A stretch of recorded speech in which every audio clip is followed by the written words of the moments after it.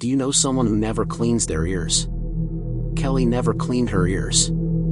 This meant her hearing was terrible. She hadn't cleaned her ears in 7 years. Her mother tried to encourage Kelly to give them a clean, but she would always run away. One evening Kelly was at dance practice. She had been dancing for hours and hadn't noticed the time. Kelly didn't hear her dance teacher end the class and send everyone home. Her mother had been waiting outside in the rain for ages. She was furious. But when they arrived home, Kelly's mother screamed in horror when she saw Kelly's ear.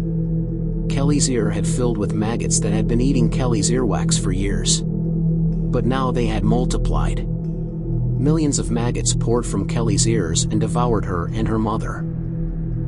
Do you know someone who suffers from headaches? It's a stabbing pain. It comes suddenly, without warning. I don't know how many doctors I've seen. Medications didn't help. I'm fine most of the time. But then it hits. It hits right behind my eye. It attacks me, like some tiny demon with an ice pick. It happened once in art class. I screamed. Everyone thought I was crazy. They laughed at me. All it takes is one time doing something out of the norm, and I'm labeled as crazy. It's not fair. I didn't ask for this. One doctor said it was an ice pick headache. Well, that's what it feels like. A demon with an ice pick, stabbing me. I hate him. I thought I could stab him back. I didn't want to go without a fight, you know? So I got my own ice pick and sliced out my eye. Can you imagine cutting out your own eye? In the middle of art class. What would you do if this happened to you? A loud clap of thunder shakes you out of your deep sleep. Your head jerks up and your mouth shuts. You wipe off any drool you might have on your chin and glance around to make sure no one noticed. Good.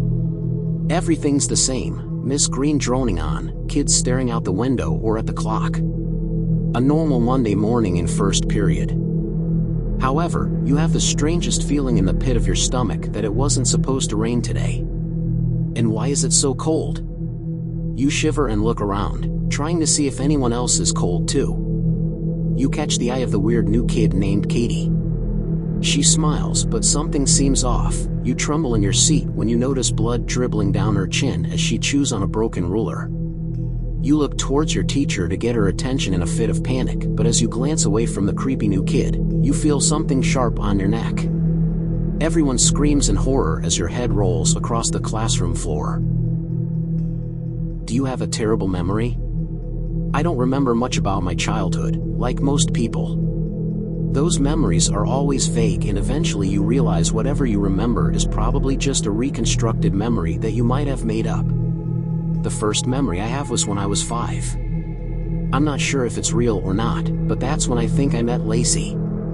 I never had any friends, so I was glad when I met her. She called me Coco and I liked it. I remember waiting for her to come home from school so we could play dolls. But one day she became distant. She started ignoring me. She became popular at school and gained lots of new friends. I was never invited to the sleepovers, but I was still there. Ignored and forgotten. Lacey created me. But she forgot to destroy me. So I guess I will destroy her. Sincerely, the imaginary friend you forgot about.